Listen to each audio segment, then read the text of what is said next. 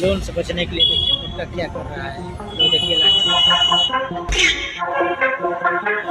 ये मुट्ठा बाहर निकल रे दूर में लो लोन में लगा हो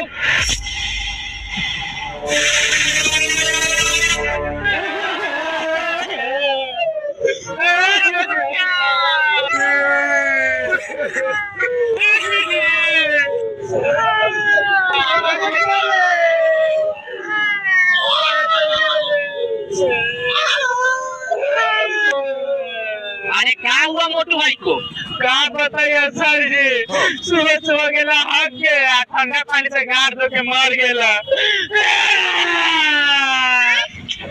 बताबो बेचारा लोन भरे से पहले मर गेला छोड़ा जे हो के से हो गेला माफ कर दे बतानी लेकिन ये साला घर क्या रहा है? अरे भाई लोन वाला चल गेले